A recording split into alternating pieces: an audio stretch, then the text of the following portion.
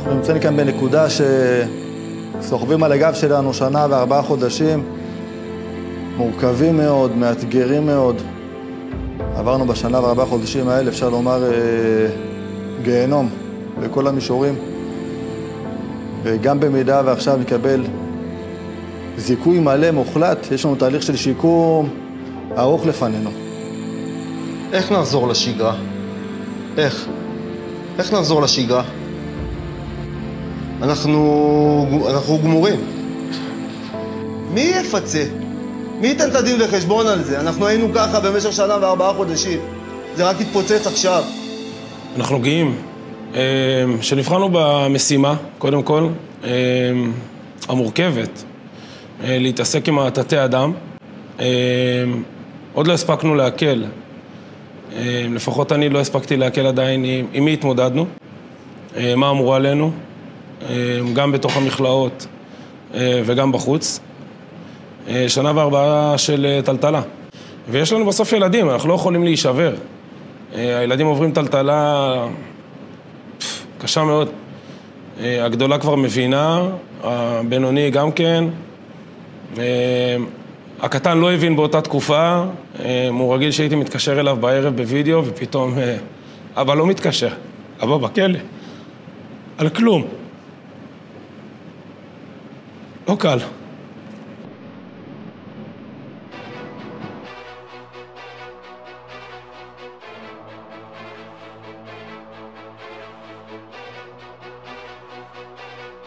אני מתמודד עם פוסט-טראומה. פוסט-טראומה שנובעת מכל הפעילות המבצעית שלי מ-7 באוקטובר ועד המעצר. והמעבר האחד הזה מצד אחד של הגדר לצד שני של הגדר, מהעשייה שאתה עושה עשייה שהיא שליחות, אתה נלחם למען המדינה, למען הארץ שלך, אתה מסכן את החיים שלך, אתה רואה דברים הזויים, אתה חוזר הביתה לפעמים לשבתות, ואתה בסרטים של הזוועות שהאנשים שלפני רגע התעסקת איתם עשו, ואתה רואה, אתה אוכל סרטים של החיים, ואתה מתגבר על כל זה כי אתה אומר, יש לי ערך, יש לי שליחות, אני פה בשביל המדינה, בשביל העם שלי. בשבילה, גם בשבילה. והיא במקום לבוא ולהגן עליי, תופרת לי תיק.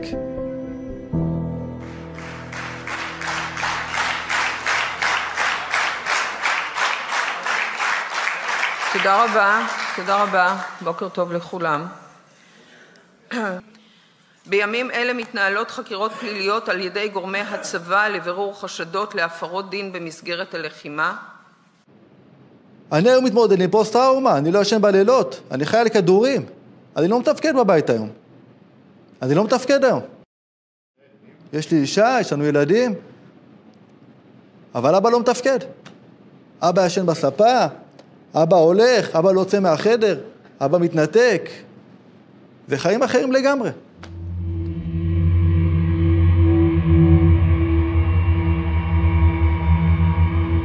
הם לא יודעים בכלל להבין מה זה בכלל צוות התערבות. הם לא יודעים להבין בכלל מול איזה רוע התמודדנו ושמענו אותם, הם דיברו אלינו. אנחנו יודעים מי אנס, מי שחט, מי ביטר איברים. فقرة بدار فتحت عادة الباب ما فيش صوت حد. رحت دخلت في غرفتي اتفاجأت في بنت. عملت الحين الشيطان غواني واخذتها هيك نيمتها وشزحت العين وعملت اللي عملته. זה היה התפקיד שלנו, היה לנו את הריח שלהם. ועכשיו אתם זורקים אותנו לכלבים? זרקתם אותנו לכלא? היה תחקיר מבצעי שבוצע. התחקיר הזה כלל בתוכו את כל הממצאים, הרבה מעבר למה שיש לפרקליטות. פעלנו בצורה מקצועית ביותר.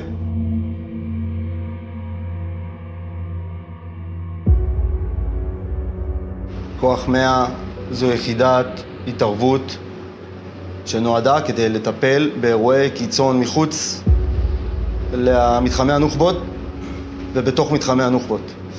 צריך להבין רגע במה מדובר. בתוך מכלאה יש בין 100 ל-120 מחבלים. לתוך המתחם הזה אין אף אחד שמותר לו להיכנס חוץ מכוח 100. כשאנחנו נכנסים צוות של 10 לוחמים בלי נשק חם. אין נשק חם. יש לנו איזשהו אמצעים על הרג, לא קטלניים, אין נשק חם. המחבלים האלה הם לא ילדים מתבגרים, הערסים בעיר שהולכים מכות. זה חבר'ה שבאו למות. הם מקדשים את המוות. העבודה מולם ואיתם צריכה להיות מאוד אגרסיבית, מאוד ברורה, מאוד חד משמעית. אין מקום לטעויות. עדינות מתפרשת אצלם כחולשה, וחולשה זה סכנת חיים מיידית. לחשוב שגם 10 לוחמים שנמצאים בתוך כזה מתחם, שעולים עליו עכשיו 100-120 מחבלים, זה סיטואציה שהיא מטורפת. מטורפת, וחלקם מתגרים בנו, ואומרים לנו, אנחנו נשחט אתכם ונאנוס אתכם. איפה כל ההסלקות? באמת, איך... זה לא נתפס. זה לא נתפס שאנחנו באירוע הזה אמורים לשבת פה מול מצלמה, לצעוק את הצעקות שלנו, את הכאב שלנו, שלא היינו אמורים לעבור. בוא תגיד לי באיזה עולם מתוקן אנחנו חיים, קוראים לזה תסמונת הש"ג.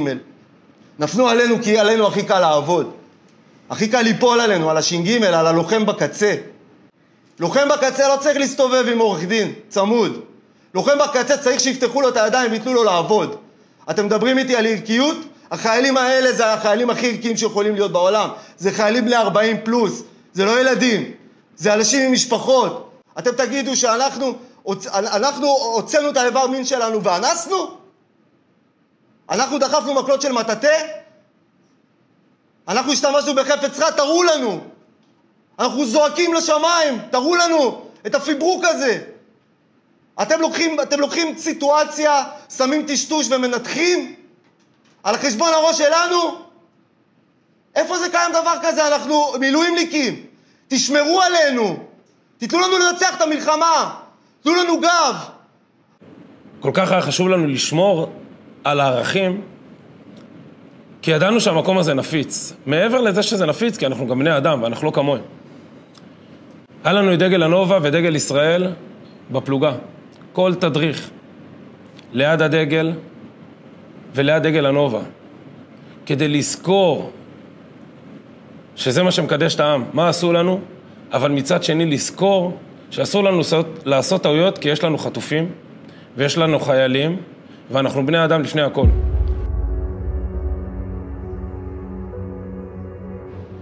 אמרתי להם בהתחלה, אין בעיה. נראה לכם שקרה משהו? אפשר לחקור, הכל בסדר. זה בסדר שצבא חוקר דברים שאולי נעשו שלא קשורה. אנחנו משתפים פעולה, הכל היה בסדר, אין בעיה. אנחנו פה, ספר פתוח. אבל אתה אוכל עוד פעם חקירות, ועוד פעם מניפולציות, ומהרגע שהוא דף הסרטון, הבנו שמשהו פה זה לא קשורה. משהו פה השתנה. יש פה מישהו, לא ידענו להגדיר מי עדיין, אבל משהו כאן מסריח. מישהו פה חיפש קורבן. עכשיו, לאט לאט נגלה מי.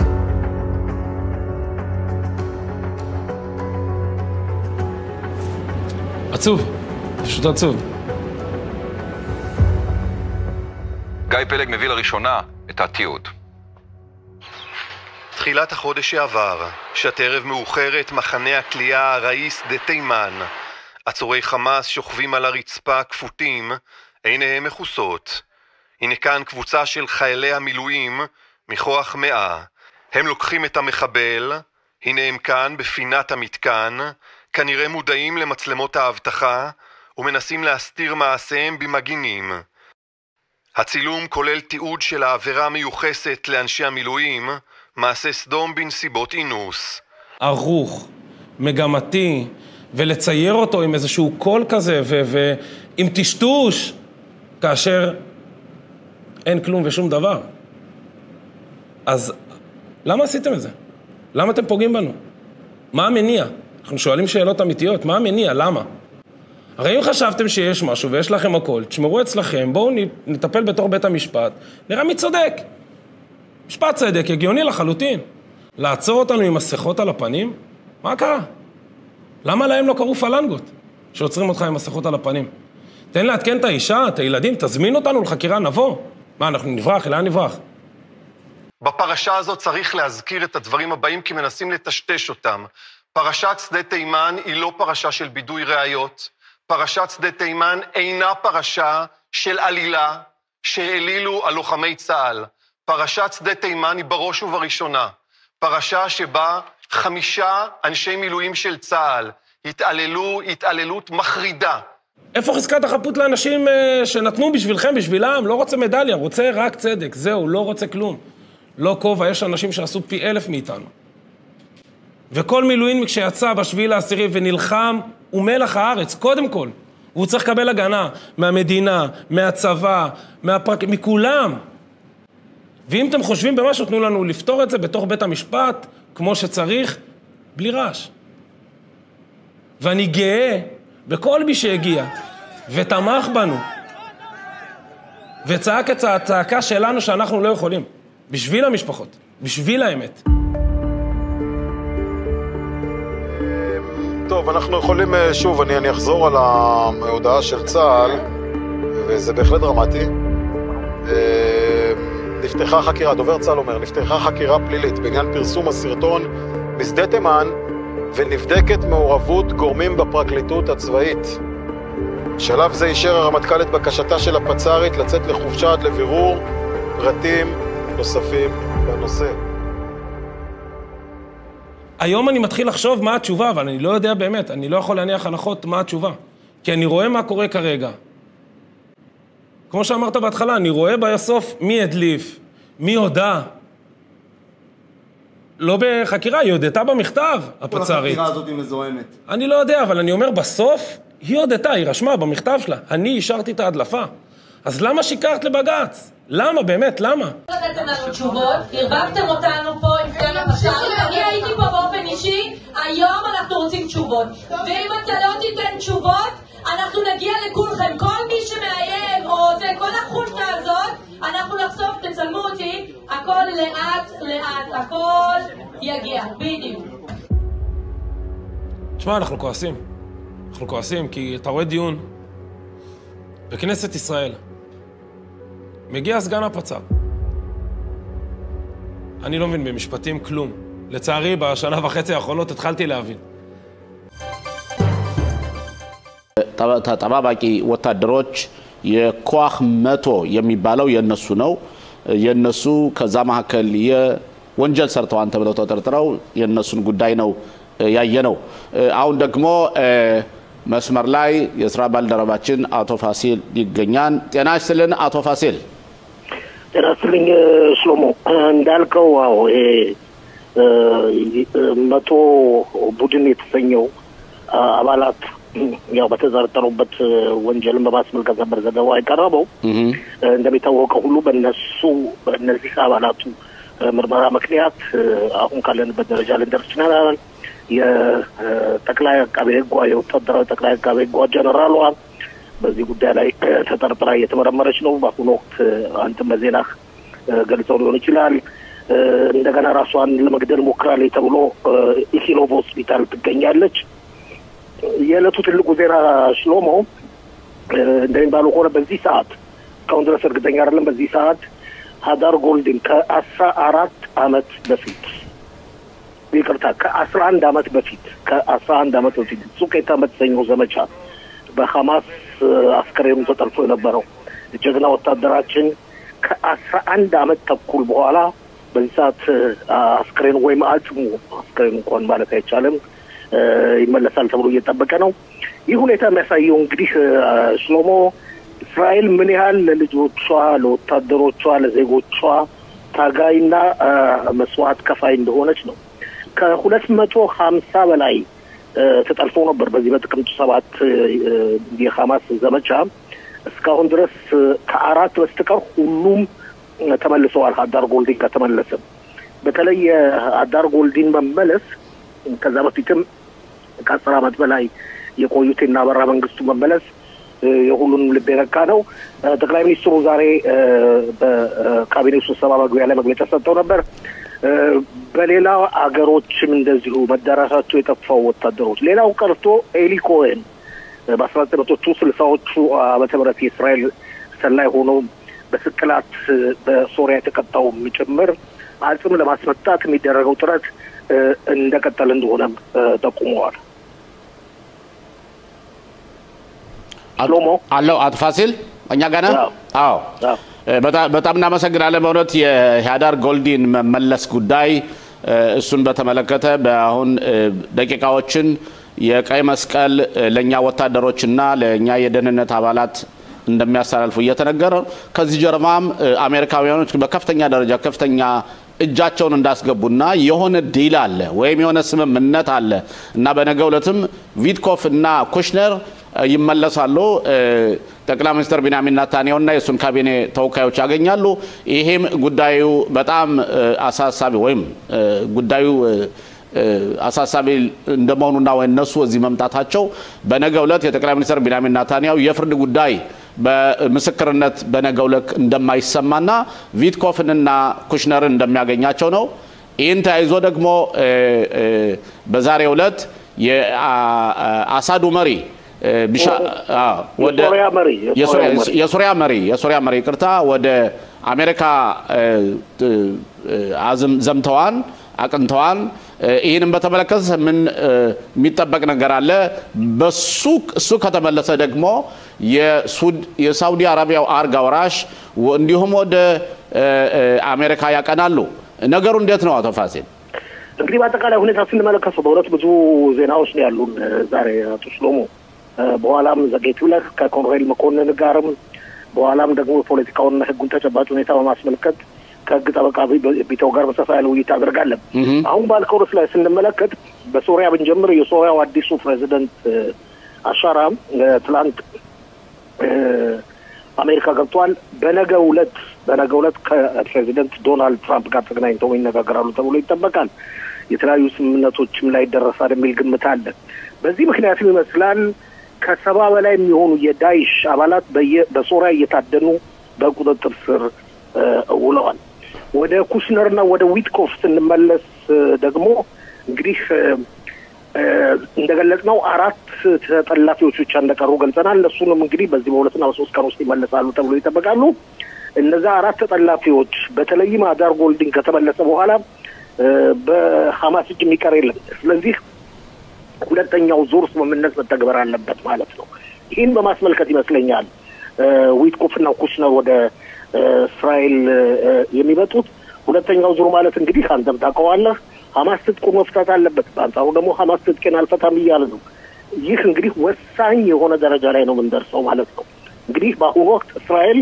ከአዛ ቀበሌ ከ150 እጅ በቁጥጥሯ ስር ነው ያለው ይህን ይዛ ነው እንግዲህ ድርድር የምታደርገው ድርድሩ ምን ላይ ደርሳል የሚለው እንግዲህ አቶ ሽሎሞ ወደፊት የምናየው ይሆናል ወደ ጠቅላይ ሚኒስትሩ ስንመለሳው እርግጥ በነገው ዕለት የነበረውን ችሎታቸውን በዚህ ምክንያትም ሊያሰሩት ይችላል ይመስለኛል ያም ሆነ ይህ ዋናው ትልቁ ነገር ዛሬ ሁላችንም በጉጉት የምንጠብቀው የአዳር ጎልዲን መመለሱ ጉዳይ ነው እንግዲህ በአሁኑ ወቅት ርክክብ እየተደረገ እንደሆነም እየተጠቆመ ነው ከዛ በኋላ እንግዲህ ወደ እስራኤል መጥቶ መመርመር አለበት ብሎ አይደለም እስራኤል የምትቀበለው ትክክለኛ መሆኑን ቴላቪቭ ከሚገኘው ተቋም መመርመር አለበት ቴላቪቭ ከሚገኘው ተቋም ከተመረመረ በኋላ እውነተኛው ከተገለጸ በኋላ ወደ ቤተሰቡ ይተላለፋል ትላንትና ምን እንደሚመስለኝ ኮሬቶ ኃይሎች ተማዦር ሹም ሌፍተናንት ጀነራል ኢያል ዛሚር የአዳር ጎልዲን የመቶ አለቃ ጀግና አዳር ጎልዲን ቤተሰቦች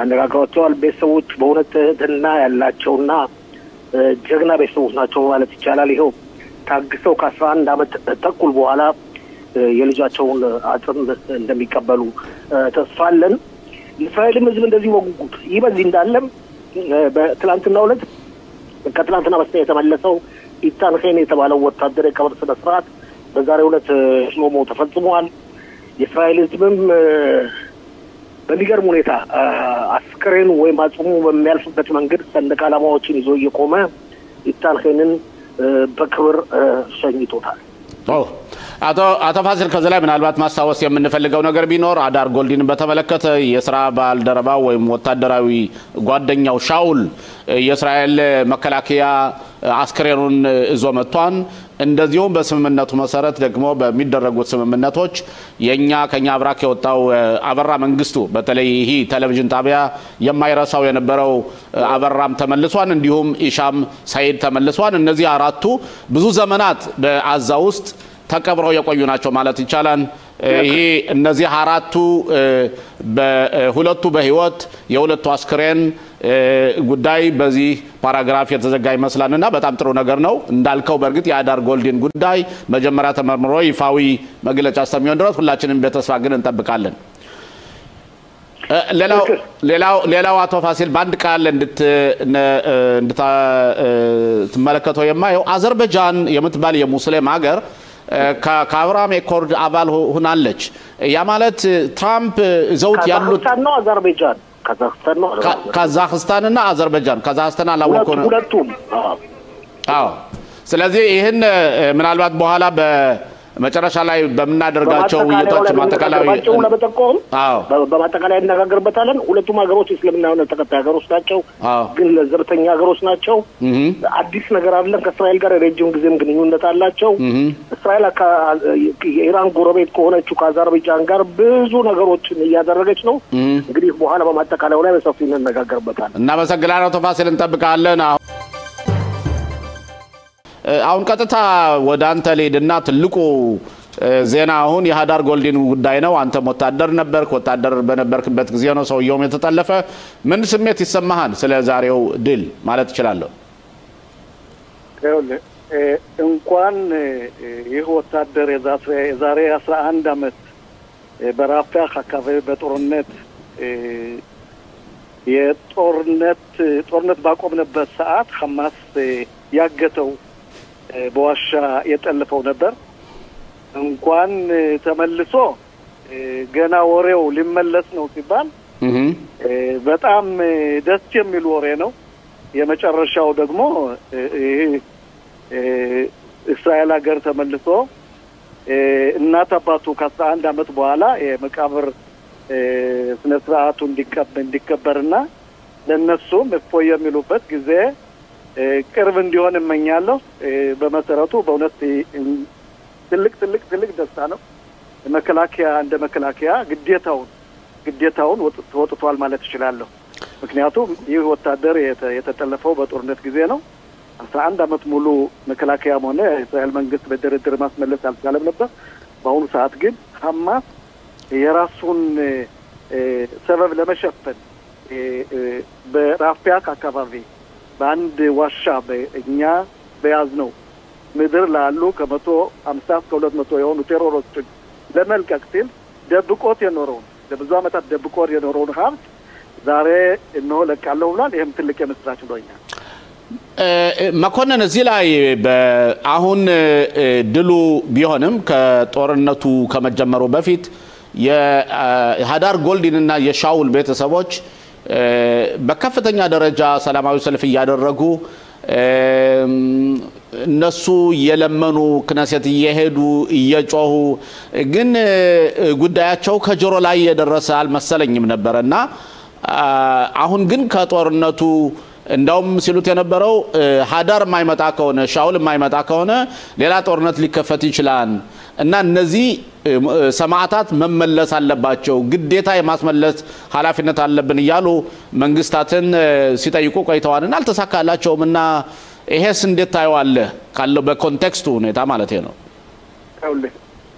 ለብዙ አመታት ያህል እነዚህን ሁለት በዚህ ጦርነት የታገቱ በ1914 ማለት ነው በ2014 ሶኬታን በሚባለው ጦርነት እዛ የታገቱት ሁለቱም ወታደሮች ለማስመለስ የተቋቋመው በጠቅላይ ሚኒስትሩ መስሪያ ቤትም ያለው ኮሚቴ ከብዙ ድርድር በኋላ ማስመለስ አልቻለም ሐማስ ልክ እንደ ትልቅ ሀብት ጠብቆት የነበረው እሱን ነበር ስለዚህ መንግስት ጥረት አድርጓል አላደረገም የሚል አቋም የለኝም ሙሉ አቅሙን ተጠቅሞ ሐማስን በድርድር ማስመለስ የሞከረበት ጊዜ ነበር ከዛም ውስጥ ከኛ አብራክ የወጣው አበራ መንግስቱም ነበረበት ግን አልተሳካለትም በአሁኑ ሰዓት የተሳካበት ሂሻም ሳይድ የሚባል ደግሞ የቤዱዊ ሂሻም ሳይድ እንግዲህ ሁለቱ ሲቪላውያን ናቸው ሁለቱ ወታደሮች ላይ በጦርነት ስለታገቱ ትልቅ የእስራኤል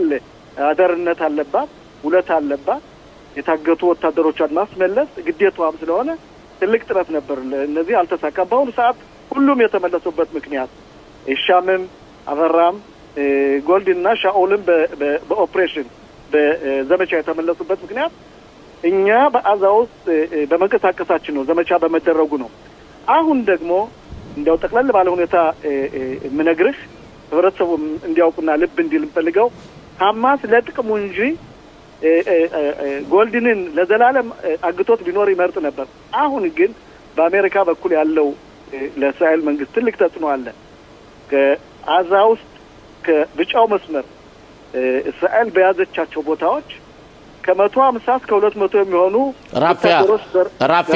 ራፊያ ውስጥ ማለት ነው ዋሻ በራፊያ ውስጥ በዋሻ አሉ እነዚህ ወታደሮች በአሁኑ ሰዓት አንደኛ ከሐማስ ቡድን ጋር መገናኘት አልቻሉም አልባሳትና ቁሳቁስ ምግብም የላቸው ሙሃም ያጠራቸው ስለሆነ ሐማስ የሚፈልገው እነዚህ እንዲለቀቁለት ነው ስለዚህ እንደመስለ ከሆነ አስቀድሞ መናገር ችግር ነው እንጂ የአሜሪካ መንግስት በዚህ ውስጥ አለበት ጎልድንን ከመለሳችሁ አደራዳሪ ክፍልን የእስራኤል መንግስት እነዚህን ሰዎች መሳሪያቸውን ጥለው ፈትተው በሰላም ይቅርታ ተደርጎላቸው ወይም ወደ ውጭ የሚመጡበት ወይም በአዛ ህብረተሰብ ጋር ተቀላቅለው የሚኖሩበት ሁኔታ ስለተስማሙ ይመስለኛል የእስራኤል መንግስት ምን ይወስናል ይሄን ደግሞ ቆይተን የምናየው ነው እንግዲህ ተደብቆ የሚቀር አይደለም መኮንን እዚህ ላይ እንደውም ለጠይቄ የነበረው ጥያቄ ነው ይሄ ከሆነ ማለት ነው ከሐማስ ጋር ስምምነት አለ በ72 ሰዓት ውስጥ የተጠለፉትንም በህይወት ያለውንም ሊመልስ ነው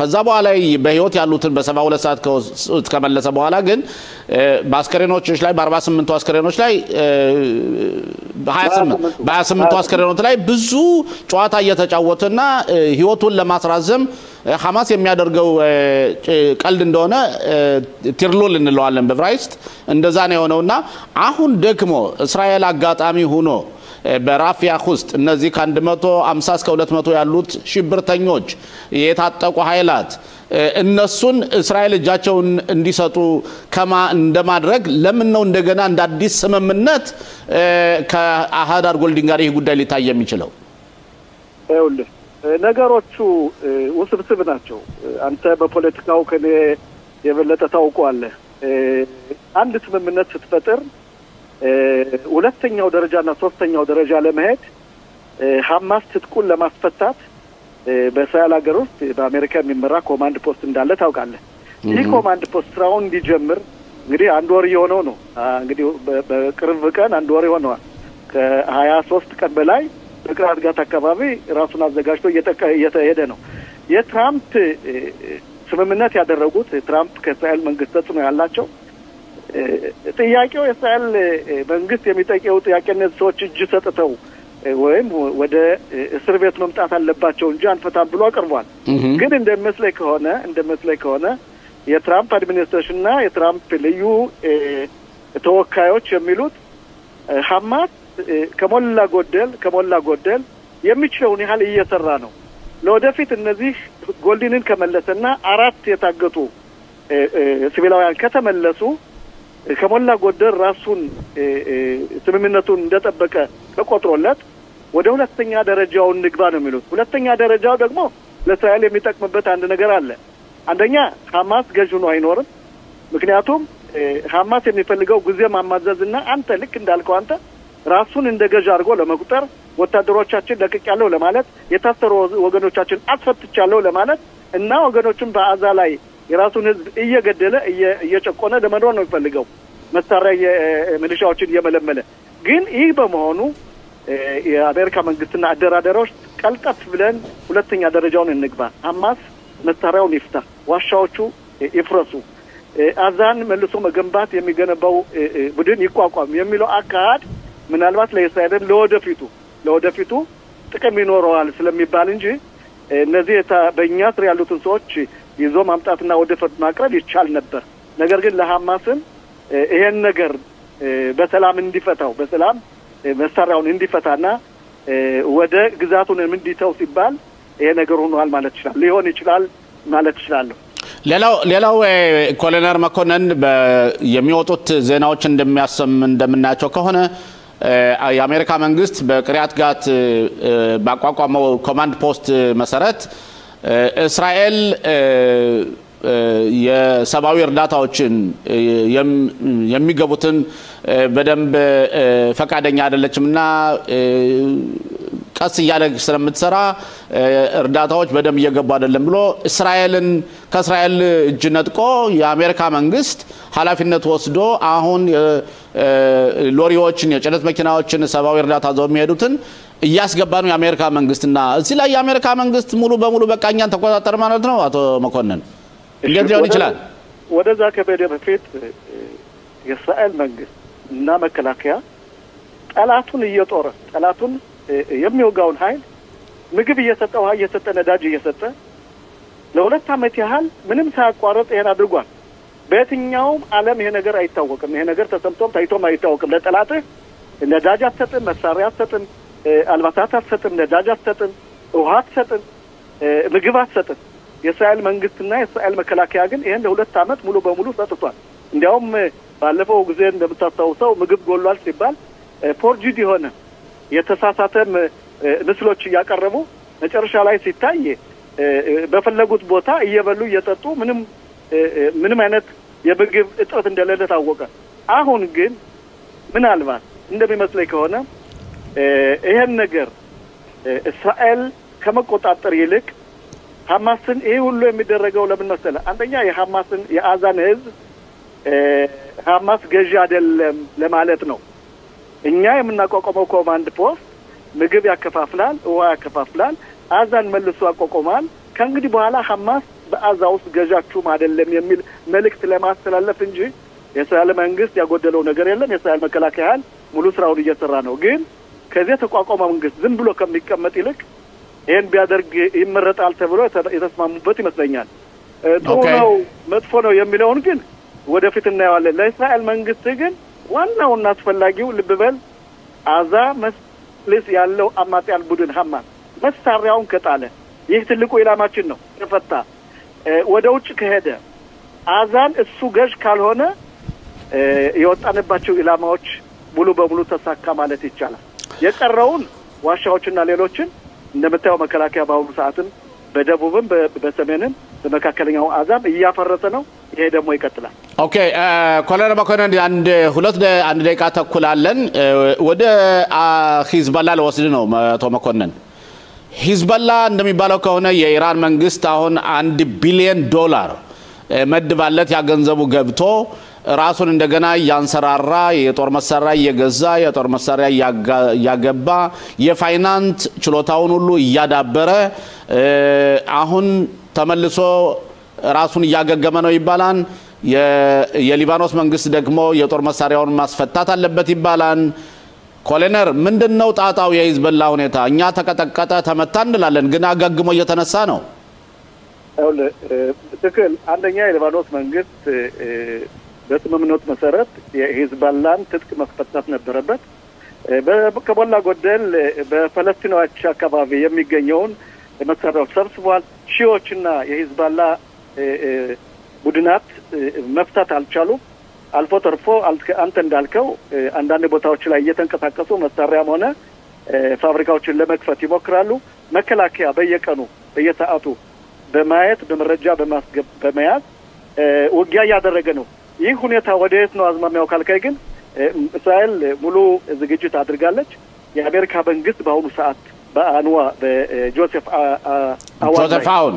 አውን ላይ ትልቅ ተጽዕኖ እያደረገ ነው በየቀኑ ከፍተኛ ባለስልጣናት ከዛ እየሄዱ ይሄን ካላደረክ ምናልባት እኛ ራሳችን እንገባበታለን የሚል አባባልም አለ ልክ እንደ ሱሪያ እንደሚያደርጉት ስለዚህ እኛ ይሄን ስራ ለማንም አንተው መከላከያ ሙሉ ዝግጅት አድርጓል ሙሉ መረጃ አለው ሂዝቦላ መልሶ ማንሰራራት ይፈልጋል አልፎ ተርፎ እንዲያውም ሰሞኑን ተኩሳል ተብሎ ተጠብቆ ነበር ሙሉ ዝግጅት ነበር ኢራን እንደምታየው ያልሞከረችው የለም የማትፈነቅለው ድንጋይ የለም በሱዳን በኩልም እየሞከረች ነው መረጃ ስላለኝ ነው የነምለ ስለዚህ የእስራኤል መንግስት የእስራኤል መከላከያ ዘብ ቆሟል አይኑን አይጨፍንም በየሰዓቱ በየቀኑ ሙሉ ዝግጅት አለ ምናልባት ተሳስቶ ሂዝቦላ አማጺያን ቡድን ከተኮሰ አንድ ሚሳኤልም ቢሆን ሊባኖስ እንደገና የሊባኖስ ከተማ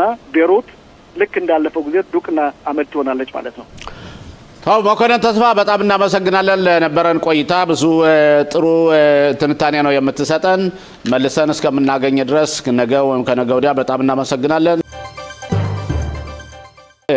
አቢ የምናተኩረው የወታደራዊ አቃቤ ህጓ ባደረገችው ስህተት ወይም ደግሞ ጉዳዩ በመርመራ ላይ ያለውን እሷን በተመለከተና በግሏ ያመጣባትን ጣጣ ወይም ስሜት እንዲሁም ከመንግስት የአቃቤ ህግ ጋር ያላትን ግንኙነትና ይህም ዙሪያ አካባቢ ያለው የፖለቲካ ጉዳይና የህግ ጉዳዮችን አብረን እንቃኛቸዋለን ከነገ ወዲያ ደግሞ የከፍተኛ ፍርድ ቤት ዳኛ አሸር ኩላ የሚባለውን ልዩ መርማሪ የፍትህ ሚኒስተሩ የሾመውን ይህን ጉዳይ እንዲከታተል የፖሊስ ኢታማጆር ሹምም አልተቀበለውም የመንግስት አቃቤህም አልተቀበለውም ይህን ጉዳይ ወደ ከፍተኛ ፍርድ ቤቱ ቀርቧልና እነዚህ በተመለከተ እስቲ አንተ እንደው የምትሰጣቸውን ሐሳቦች አንድ 3 ደቂቃ ጥያቄ ሳልጠይቅ ሰፋ ባለ ተግለጽልን አዎ እንግዲህ በመጀመሪያ ደረጃ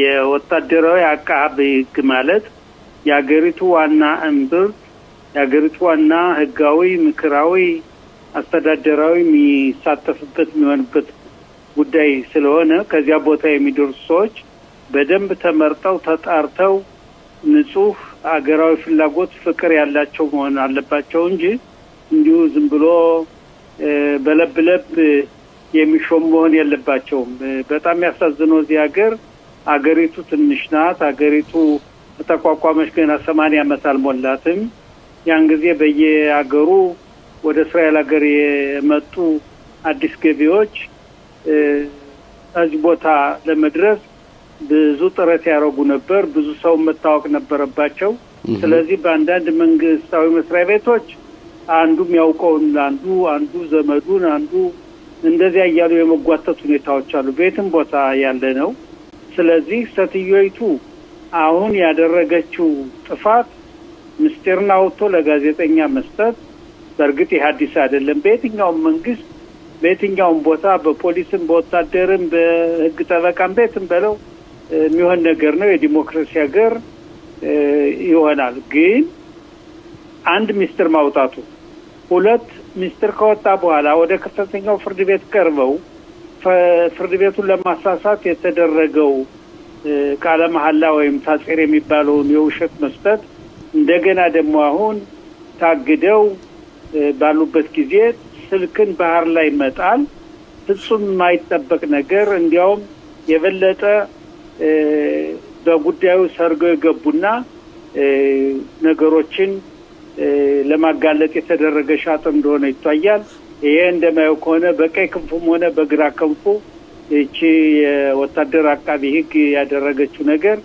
በጣም ህዝቡን አበሳጭቷል ማንም ምስኪና ብሎ የሚያዝንላት የለም ይሄ ጉዳይ አለ በሁለተኛ በኩል መንግስት የያዘው አቋም በህግ ደረጃ የተቋቋሙትን ህጋዊ ተቋማት አስተዳደራዊ ተቋማት እሱን ለመቀየር አንተ ሁላችንም እንደምናውቀው በአጠቃላይ ከ120 የፓርላማ መቀመጫ ውስጥ ከተለያዩ ፓርቲዎች የስልጣን ላይ ያለው ሳይሆን የተቃራኒውም ሁሉም በአንድ አጀንዳ ተስማምተው 80 ድምጽ አግኝተው አጽድቀው ያለውን መሻር የሚችሉበት ሁኔታ ያለ ባለጊዜው ነው 68 መቀመጫ ያዘው መንግስት የፈለገውን ለማድረግ አንድ ጊዜ አቃቤ ግን እንደዚህ ከፍተኛውን ፍርድ ቤት የከፍተኛውን ፍርድ ቤት የተመረጡትን ፕሬዝዳንት ለመሻር የሚደረገው ጥረት ይሄ ከንቱ ሽኩቻ አገሪቱን እዚህ ደረጃ ያደረሳት ነው አለኝ በተለይ በዚህ በሁለት አመት ውስጥ አገሪቱ በደረሰባት ከፍተኛ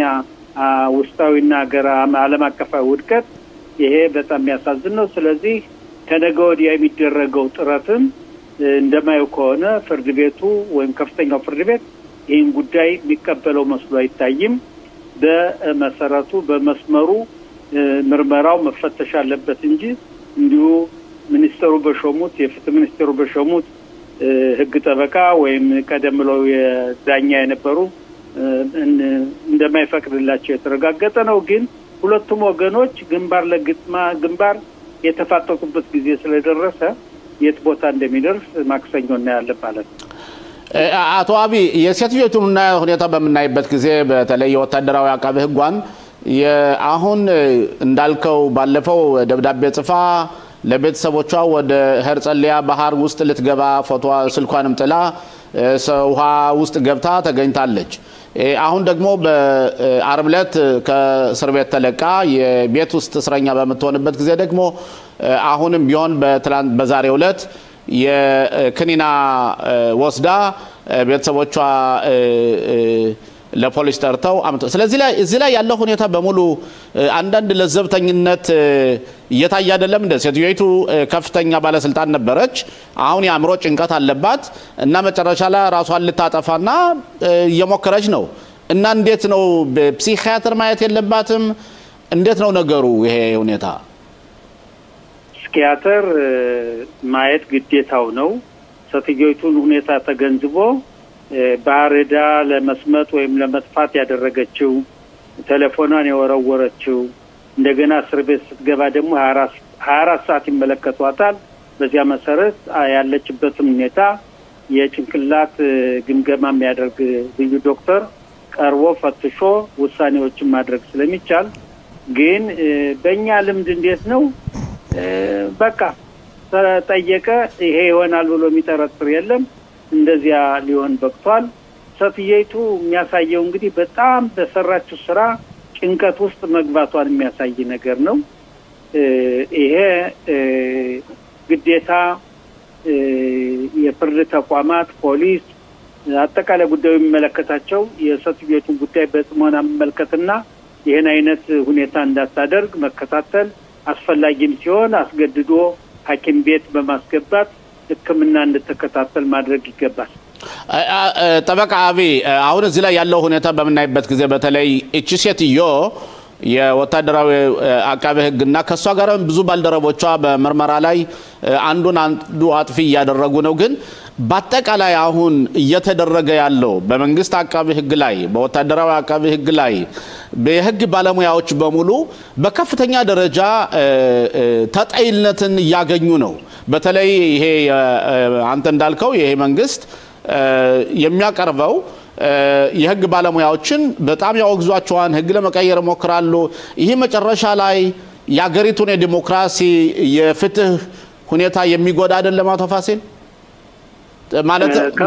ማለትም ነገሮች መስተካከል የሚገባቸው ነገሮች መስተካከል አለባቸው ግን በአጠቃላይ አንድን ጉዳይ ወዲያውኑ በፖለቲካ ጉዳይ የመሰረቱ እያሳዩ ይሄ መጨረሻ ላይ ያገሪቱን አይጎዳትም በጣም ያሳዝነው እኮ ይሄ ነው ይሄ ባለ ጊዜኛ ነው ብለው የሚያስቡ ኃይሎችና ከመንግስት ጋር አንዱ ነው አሁን የሚያደርጉት በህዝቡ ላይ የሚሆነው ክፍል በጣም ያሳዝን ነው አገሪቱን ኦሬዲ ባለፈውም የሐማስ ድርጅት ጦርነቱን የከፈተው በእስራኤል ህዝብ መከፋፈሉን በጣም ተገንዝበን ነው ይረዳናል ብለን ነው የሚል እንሰደዋል ስለዚህ መንግስት አሁን ከጥቅምት 7 2023 ጀምሮ እስካሁን ድረስ እነዚህ የተጠለፉ ግለሰቦች እስከሚለቀቁ ድረስ ዜጎች እስከሚለቀቁ ድረስ አገሪቱ በጥሩ መስበር እንዳልሆነች ተገንዝበው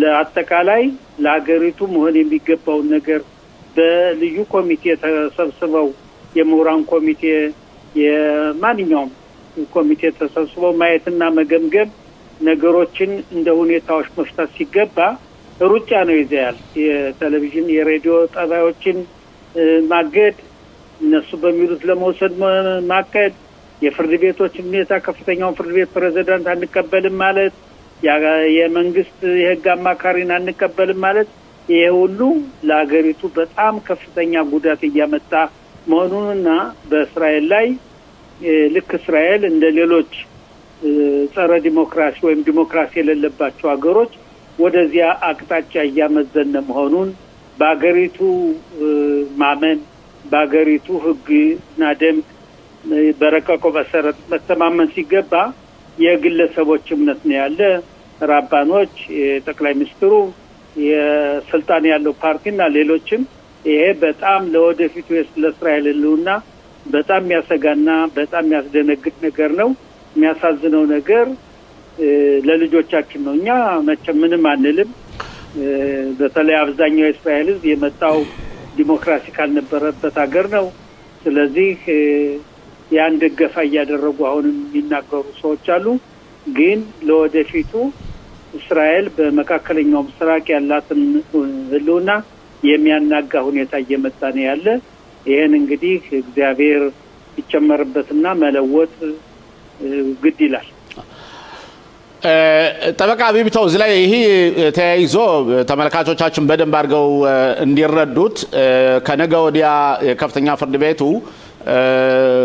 የሚያየው አጀንዳ አለ በአንድ በኩል የመንግስት አቃቤ ህግ ከዚች ሴትዮ ጋር ከወታደራዊ አቃቤ ህግ ጋር ንክክ ሊኖራል ይችላል በማለት እሷ የምርመራውን ሁኔታ እንዳትከታተል እሷ ኃላፊነትን በመውሰድ ወደ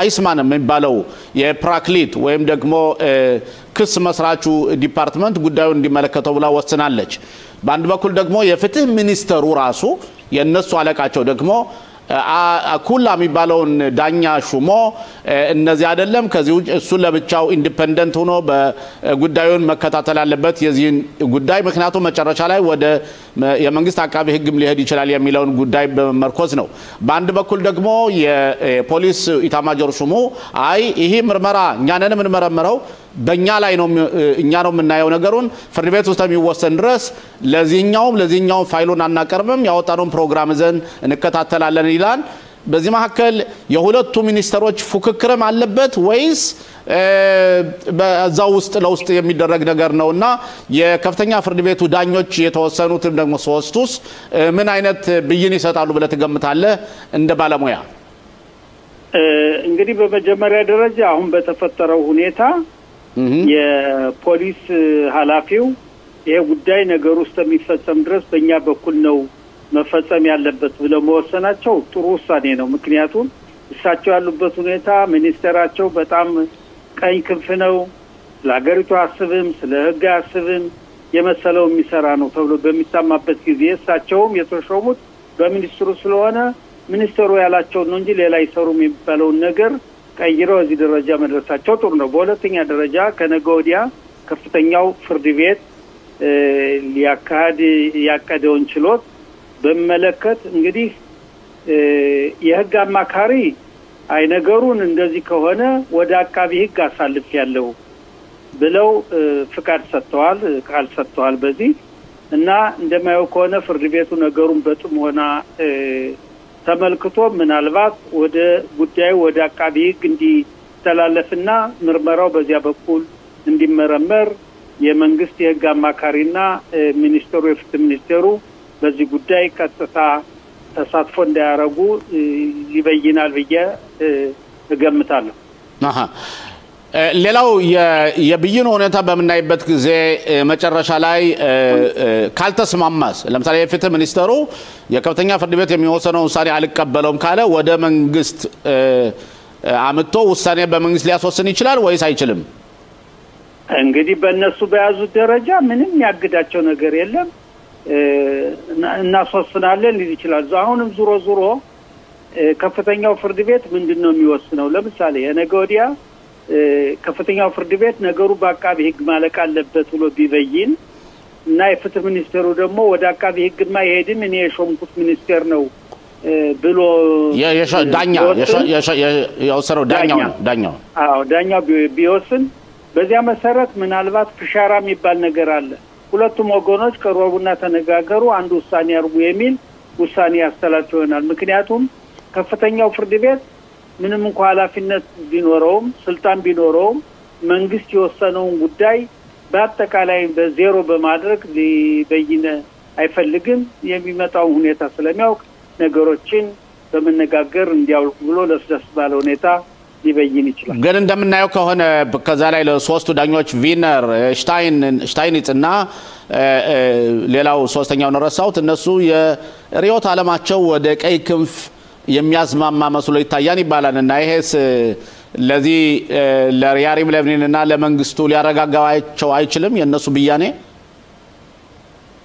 እንግዲህ እነ ከነያይር ለቪን ወይም ደግሞ በስልጣን ላይ ያለው መንግስት ከፍትህ ሚኒስተር እነሱ በቃ ራስ በራስ ግንባር በግንባር ነው የሚፈልጉት ግን ዳኞች ለነገሩ ለወደፊቱ መፍትሄ ይሆናል ለተፈጠረው አለመግባባት መፍትሄ ሊያመጣ ይችላል የሚል ውሳኔ ይወስናሉ እንጂ የግራ ክንፍ የቀኝ ክንፍ በማለት አቋማቸውን ይዘው ይሟገታሉ ብሎ መወሰን አይቻልም ምክንያቱም ያንዳንዱ ዳኛ ያንዳንዱ ባለስልጣን በሚሾምበት ጊዜ ከፖለቲካ ውጭ የሆነ ውሳኔ የመስሪያ ቤቱ ያገሪቱ ጋለ በዚያ መሰረት መወሰን አለበት እንጂ በፖለቲካ ደረጃ ይወስናሉ ብዬ አላምንም ሲምኻ ሮትማን የፍትህና የፍትህ ኮሚቴ ሊቀመንበሩ በክነሴት በዛሬው ዕለት የከፍተኛ የፖሊስ ኢታማጆር ሹሙን አቫሪያን እና ለምን ነው አንተ ለኩላ ሪፖርት ማትሰጠው ብሎ ሰድቦታ ነው ይሄንስ እንዴት አየኸው አቫሪያን ማለት ወንጀለኛ ማለት ነው ወንጀለኛ አይወልህ የነሱን ድምጽ የነሱን ሐሳብ ማይቀበል በሙሉ በእነሱ ቤት እኮ ወንጀለኛ ነው ጋጦ ወጥ ነው አርገው የሚያዩት ስለዚህ ይሄን አሉ ማለት አይገርመንም ሊገርመንም አይገባም ምክንያቱም አላማቸው ለሌላ ነው እነሱ ልክ ላለመሸነፍ እነሱ ያሉት ተቀባይነት ካልተገኘ ተሸነፍነ ወይናችን የሚል ባለ ጊዜ ወንበረተኞች ናቸው እነሱ የሚያደርጉትን በጣም የሚያሳዝን ነገር ነው ለሀገሪቱ ከፍተኛ ውድቀት እያስከተለ ነው ስለዚህ ነገሮችን በጥሞና ማየት አለብን አቶ ባሲል መጨረሻ ላይ አንድ ጥያቄ አለች እሷን መልስልኝና ከዛ እንለያያለን ኳህ ሚያ የሚባለው ስዴቴማን ላይ ሲጠብቅ የነበረው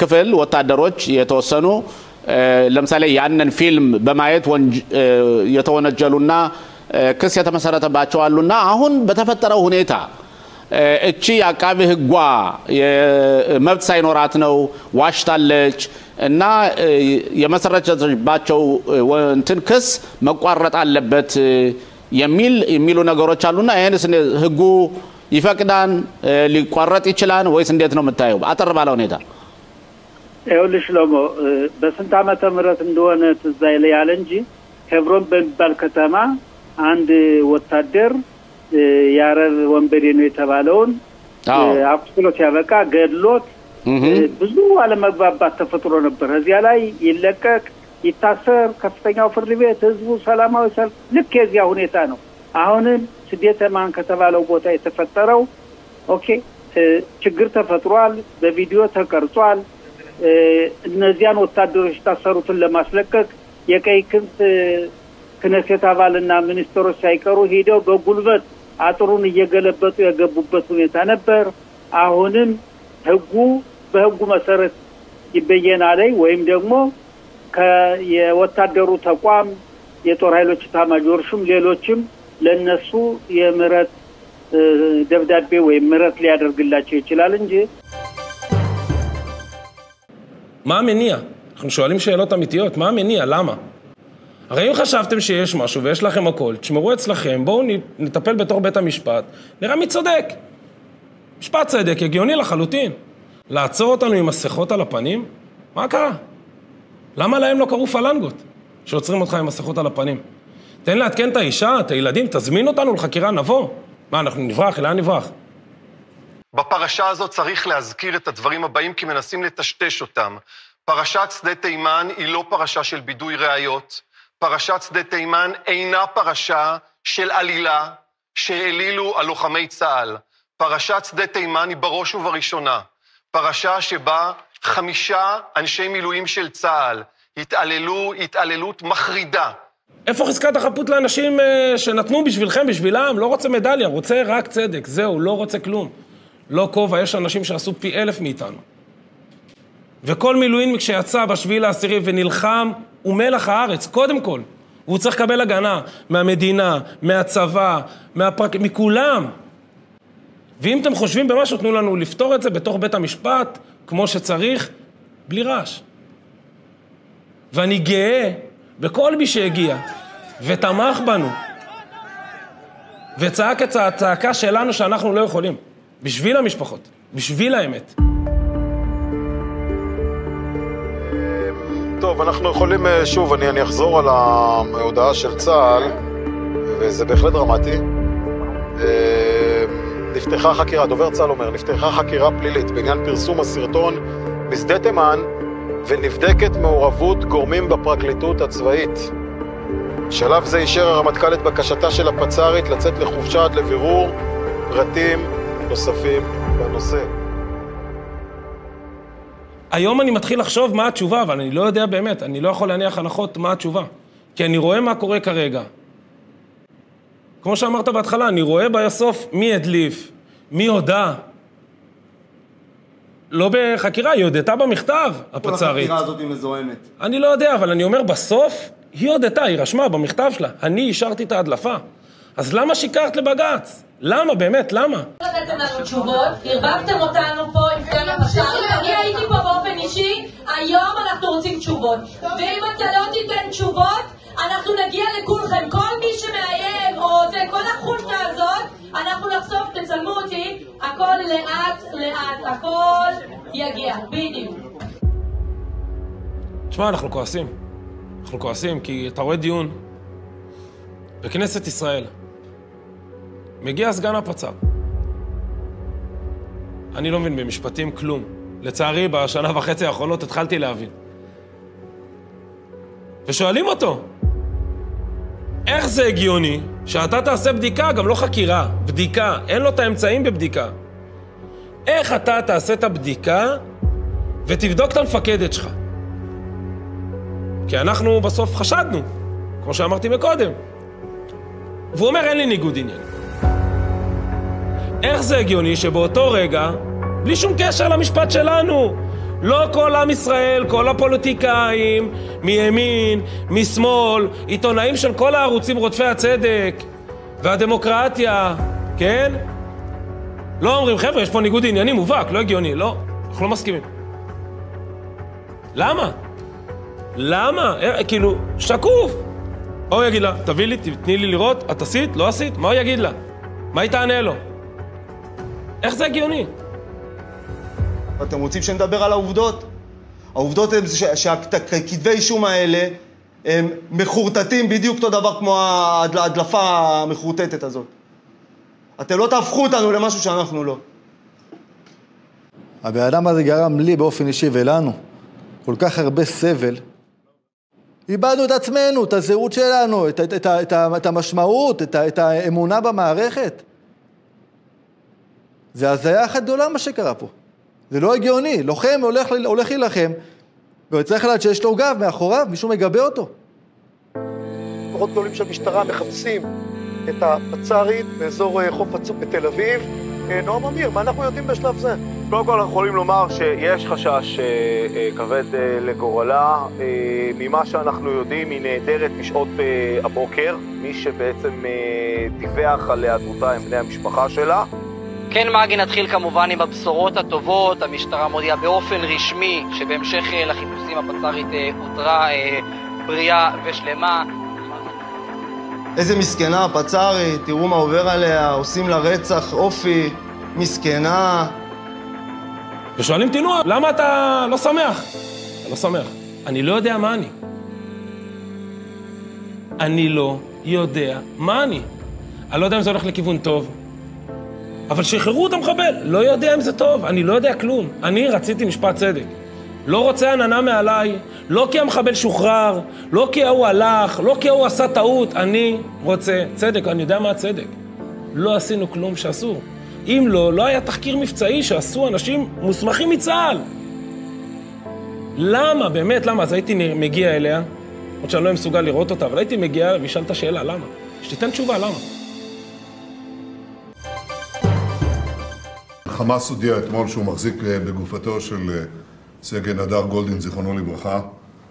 אנחנו אמורים לקבל את הגופה היום אחר הצהריים. זה כמובן יתחיל מיד בזיהוי, וידוי הזהות שלו. סגן הדר גולדין נפל בקרב גבורה במבצע צוק איתן לפני 11 שנים. גופתו נחטפה על ידי החמאס, שסירב להחזירו בכל התקופה הזאת. בכל התקופה הזאת עשינו מאמץ גדול בממשלות ישראל להחזירו, כמובן תוך כדי ייסורים קשים של משפחתו, שעכשיו תזכה להחזירו לקבר ישראל. אנחנו אמרנו בתחילת המלחמה שאנחנו נחזיר את כל החטופים, בלי יוצא מן הכלל. נחטפו 255, זה כולל גם 4 שנחטפו קודם לכן, ואנחנו החזרנו עד היום 250, אנחנו נחזיר את כולם. יש לנו גם מורשת מהקמת המדינה, ממלחמת העצמאות עד מלחמת התקומה, להחזיר את חיילינו שנפלו בקרבות. ואנחנו עושים את זה. לפעמים זה לוקח הרבה זמן, כמו למעלה מ-40 שנה בקרב סולטן יעקב. החזרנו עד עתה 2 מהלוחמים שנפלו שם, יש עדיין לוחם נוסף. זה חובה גדולה שלנו, גם לחיילים שלנו, גם לאנשי הביטחון. אנחנו עמלים על החזרתו של אלי כהן לקבר ישראל, לא מרפים מזה. לכן זה ערך מקודש, הוא הביע את הערבות ההדדית שיש לנו לאזרחי ישראל, ובראש ובראשונה לחיילי ולוחמי ישראל. אנחנו נביא היום לממשלה תוכנית סיוע גדולה לבאר שבע בסך של 1.2 מיליארד שקל. זה כולל חיזוק בתנאים רבים שהם חשובים לאזרחי באר שבע, רכבת קלה שתבוא עד בית החולים שאישרנו באישור נפרד, מגדל אשפוז חדש לסורוקה. אנחנו עוזרים שם בסייבר, במו"פ, בפיתוח, בפרנסה. זה כמובן חיזוק של כל הנגב, וזה תואם את התוכנית שאני מוביל מזה שנים, יחד עם חבריי לממשלות ישראל, לחזק את הדרום בצורה שדובר על זה, אבל בעצם זה נעשה רק על ידי השילוב של תשתיות ממשלתיות ועידוד הסקטור הפרטי. במקביל אנחנו מביאים היום סיוע נוסף למשרתי הקבע והסדיר, הדגש הוא על הקבע, אם כי גם הסדיר נהנים. זה כולל קרן סיוע כלכלי, מענקים, תמריצים, הטבות ברכישת דירה, ואנחנו גם מכריזים על יום ממלכתי להוקרה למשרתים בצה"ל, ואנחנו כמובן יודעים כמה זה מגיע להם, במיוחד לאור התפקוד המופתי שלהם בזמן, וההקרבה הגדולה שלהם בשנתיים האחרונות במלחמת התקומה. ובשורה נוספת, דירוג האשראי של ישראל הועלה היום על ידי סוכנות S&P, ויש לכך 2 סיבות. סיבה אחת, צריך להבין שהמעמד הגיאופוליטי של ישראל מאוד התחזק. הוא מאוד התחזק ביחס למה שהוא היה לפני 7 באוקטובר. ישראל נתפסת חזקה יותר, האיום הגיאופוליטי והביטחוני הגדול ביותר עליה, איראן, בפירוש שונמך בלשון המקצוענים, כן? זאת אומרת, איראן ספגה מכה גדולה, ישראל עלתה בכוחה, איראן ירדה בכוחה, והאיום הקיומי שהיא אימה עלינו ועל האזור כולו, האיום הזה הורחק מאוד. וזה בסיס אחד למה שמתרחש כרגע, אם כי לדעתי סוכניות הדירוג עדיין לא הפנימו לגמרי את השינוי הגדול שקרה כאן. וקרה כאן עוד דבר, שבזמן המלחמה, שבה הכלכלה שלנו הייתה צריכה להצטמק, וההשקעות בישראל, במיוחד בהייטק, היו צריכות להצטמק גם הן, ההפך הגמור קרה. כלכלת ישראל צומחת, אנחנו נראה את הצמיחה הזאת בשנה הקרובה ביתר סט. האבטלה בישראל נמצאת בשפל היסטורי, הוא פחות ב4%. החוב תוצר של ישראל הוא מהנמוכים בעולם המערבי, הוא 68%. אני רוצה שנבין את זה, זה הישג גדול מאוד לעומת נניח הכלכלות של צרפת, איטליה, ארצות הברית, בריטניה. החוב תוצר של ישראל יותר נמוך משלהם, אף על פי שעברנו עכשיו מלחמה קשה. אנחנו גם עדים להתחזקות של השקל לעומת הדולר, 13% השנה. אני כבר לא מדבר על שוק המניות, מה שקורה בבורסה זה בכלל, היא מובילה כמעט את כל הבורסאות במערב. זה אחרי 2 של מלחמה. כלומר, כלכלת ישראל היא מאוד חזקה, והיא תמשיך להיות חזקה במדיניות האחראית שאנחנו נמשיך להוביל. מירי, בבקשה.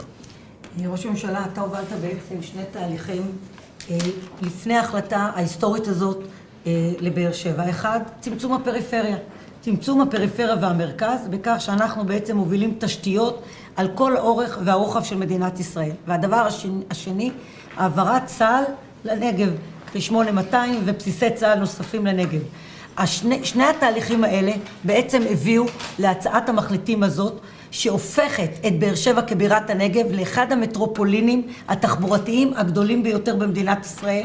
היא מצטרפת בהחלטה הזאת לתל אביב ולירושלים, ובפעם הראשונה בעצם רכבת קלה תחבר את כל באר שבע ואת כל סביבת באר שבע, כולל ליקית ובסיסי צה"ל שעוברים יחד עם בסיסי המודיעין שעוברים לאזור הדרום. זאת בשורה אדירה לאזרחי ישראל ולתושבי הדרום, וכמובן הרכבת המהירה, ראש הממשלה, שהיא מתחילה מחיפה לבאר שבע, 250 קמ"ש, קרי מתל אביב לבאר שבע בחצי שעה, מחיפה לתל אביב בחצי שעה, ומחיפה לבאר שבע בשעה. זאת פשוט בשורה אדירה. זה צמצום המרחקים בין הצפון לדרום למרכז הארץ, ותודה לך, לאוצר, לדרורית, לכל הצוות שבעצם סייע לנו להוביל את המהלך הזה, וכמובן גם לאוצר ושר ביטחון. ጤና ይስጥልን እንደገና ፋሲል መስመር ላይ ያለ መሰለኝ። ጤና ይስጥልኝ ሽሎሞ፣ አንተም እንደገለጽከው አዳር ጎልዲን እንደሚባለው ከሆነ እስካሁን ድረስ ያልተረጋገጠም የሚረጋገጠው በእስራኤል ከተመረመረ በኋላ ነው። አጽሙ ከቀይ መስቀል ወደ እስራኤል መከላከያ ኃይል ተላልፏል። የእስራኤል መከላከያ ኃይልና የአገር ውስጥ ጥበቃ ድርጅታችን ሻባክ እንደተረከቡት ታውቋል። ስለዚህ አሁን ወደ እስራኤል ክልል በመምጣት ቴል አቪቭ ከሚገኘው ተቋም ይህንን ምርመራ ከሚያደርገው ተቋም ከተመረመረ በኋላ ዲኤንኤው ትክክለኛ የአዳር አጽም መሆኑ ይረጋገጣል። ከተረጋገጠ እንግዲህ ከ11 ዓመት ተኩል በኋላ ለበበል ሽሎሞ ከ11 ዓመት ተኩል በኋላ አጽሙ ወደ እስራኤል ለመመለስ ችሏል።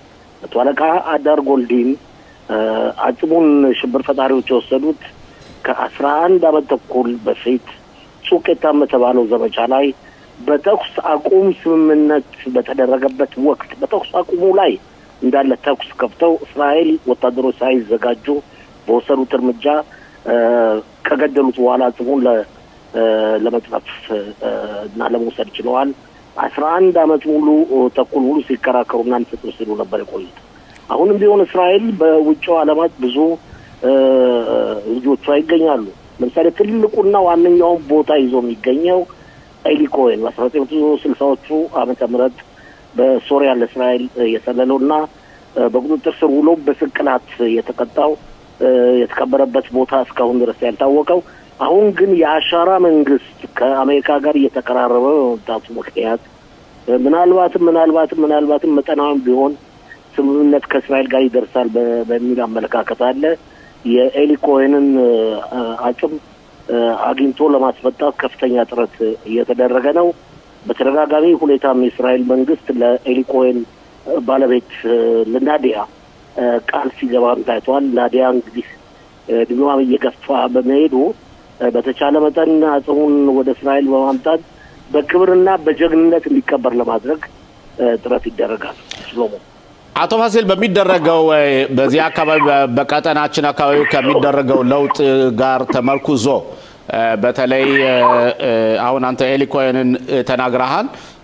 በጣም እስራኤል ዝነኛው የሆነና በዓለም ዝነኛው የሆነው የእስራኤል ጆሮ ጠቢ ይባላል፣ የደማስቆስ ጆሮ ጠቢ እየተባለ የሚነገረውና ከዛም ደግሞ ሮን አራድ የሚባል የኛ አውሮፕላን አብራሪ እንደዚሁም ጠፍቷልና ምናልባት ሂዝቦላ የጦር መሳሪያውን ከፈታ አሻራ አሁን በሚያደርገው ወደ እስራኤልና ወደ አሜሪካ መቀራረብ እነዚህ ሁለቱን አጽሞች ልናገኛቸው እንችላለን ብለህ ትገምታለህ? ምናልባት ሽሎሞ ምናልባት የሮን አራድ ጉዳይ ከኢራን ጋር የተያያዘ ነው የሚባለው። ስለዚህ እንደውም ሂዝቦላ ሽብር ፈጣሪዎች ለኢራን ሰጥተውታል የሚል ማባባል አለ። በወቅቱ ግማሽ ሚሊዮን ዶላር ለውጥ ለማድረግ ሁሉ ሀሳብ ቀርቶ ነበር። በወቅቱ የነበሩት መሪዎች ስም መጥራት አልፈልግም፣ የነበሩት መሪዎች አሻፈረኝ በማለታቸው አጽሙ ሊመለስ አልቻለም። የሮን አራድን ማለት ነው። የኤሊ ኮሄን ግን እንደውም በተከታታይ ሁኔታ በተደጋጋሚ ሁኔታ ታስታውሳለህ፣ በክሊንተን የስልጣን ዘመን ወቅት በኋላም ከሶሪያው መሪ ከነበረው አባትየው ከሐፊዝ አልአሳድ በኋላም ከልጅየው ጋር ከበሽር አሳድ ጋር የተለያዩ ሙከራዎች ተደርጎ ነበር ግን አሻፈረኝ በማለት ለመስጠት ማልፈልጉ ነበር አሁን ግን ምናልባት እንግዲህ ያው ወደ 40 ምናምን ዓመት ይሆነ ነው ቀደም ብለዋል የእስራኤል ጆሮ ጠቢ በደማስቆ ብለዋል ሁላችንም እናውቀው ደግሞ የኛ ሰው በደማስቆ የሚለው ወደ አማርኛ የተረጎመውን የአቶ ማሙድን መጽሐፍ ነው የሪኮይን አሟሟትና የሪኮይን ጀግንነት በስድስቱ ቀናት ጦርነት ሪኮይን ለእስራኤል ያስተላለፈው ሚስጥር ያመጣውን ውጤት በሰፊው ለማየት ተችሏል ያሞነ ይህ እስራኤል ቃል ህዝቧ ቃል ተገባብቷል ማለትም በጦርነት ወቅት ወይ በአንድ ወቅት የሚወድቅ ሰው በእስራኤል ምን ጊዜም ተመልሶ ወንጣት አለበት ልብ በሉ የትኛው ሀገር ነው ከ11 አመት በኋላ የትኛው ሀገር ነው ከ40 አመት በኋላ ልጆቹን ፈልጎ ማምጣት ለማቀበር የሚፈልገው ወይም በስነ ስርዓት በጀግንነት ለመሰናበት የሚፈልገው ማለት የሚቻለው እስራኤል ብቻ ነች ገባኝ አቶ ፋሲል ወደ ሂዝቦላ ለወስድህ ነውና ሂዝቦላ አሁን ያደረገ ያለው እንቅስቃሴ ቀደምም ኮሎኔል መኮንን ተስፋን ጠይቄዋለሁ ኢራኖች $1 ቢሊዮን እንደመደቡላቸውና የሚገርም ነገር ተቀብለውታል መመደብ ብቻ ሳይሆን ተቀብለዋል $1 ቢሊዮን ተቀብለዋል ያ ብር በጣም ብዙ ብር ነው እና የአሜሪካ መንግስት ደግሞ ለሊባኖስ ወታደር የጦርም እንዲፈታ $20 ሚሊዮን ብቻ ነው የመደቡለት እና እንዴት ነው እነሱ $1 ቢሊዮን ሲያገኙ የአሜሪካ መንግስት $20 ሚሊዮን ሰጥቶ ሂዝቦላ ጦር መሳሪያውን እንዲፈታ የሚደረግበት ምን መንገድ ሊኖር ይችላል ይሄ አባይን በጭልፋ እኮ ነው አባይን በጭልፋ አስከክነው አንተም አስቀምጠዋል እንደመስለኝ ከሆነ አሜሪካ $20 ሚሊዮን ብቻ የምትወሰን አይመስለኝም የሊባኖስ መንግስት በእርግጠኝነቱ በእውነተኛነቱ እዚህ ተግባር ውስጥ ለመግባት ፍላጎት እንዳለው እስራኤል ካረጋገጠች ማይቀርታ አሜሪካ ካረጋገጠች ከዛም በላይ ተጨማሪ ብዙ እርዳታዎችን የሊባኖስ መንግስት መቀበል ይችላል ግን እስካሁን ድረስ ኮሎኔል መኮንን ተናግሮ ሊሆን ይችላል እስካሁን ድረስ አንድ እርምጃ ወደፊትና አንድ እርምጃ ወደ ኋላ የሚለው የሊባኖስ መንግስት ነው በእስራኤል እና በአሜሪካ ማለት ይቻላል ስልጣን ላይ እንዲቀመጥ የተደረጉት ፕሬዚደንትና ጠቅላይ ሚኒስትሩ እስካሁን ድረስ የተጠበቀባቸውን ኃላፊነት አልተወጡም ሂዝቦላን ይፈራሉ ወይም ያሰጋናል ብለው ያስባሉ የሚል ግምት አለ ግን የማይቀር ነገር ነው እስራኤል ጥቅምት 6 በኋላ ማለት ነው ጥቅምት 7 በኋላ የቀድሞ እስራኤል አይደለች እስራኤል በጣም ተለውጣለች ግን አሁን በትላንት በሰሞኑን እስራኤል መጠነኛ የሆነ ወታደራዊ ኦፕሬሽን አድርጋ ነበርና ደብደበ ገና መጀመሪያው ነው ገባይ ግን ሂዝቦላ ይመልሳል ተብሎ ነበር ግን ሂዝቦላ አልመለሰም ያልመለሰበት አቅም የሌለው ሆኖ ነው ወይስ ፈርተው ነው የሌለው ሳይሆን አሁን ከፍተኛ ስጋቸው ቤይሩት ውስጥ ብዙ የጦር ጣቢያዎች አሉት የጦር መሳሪያ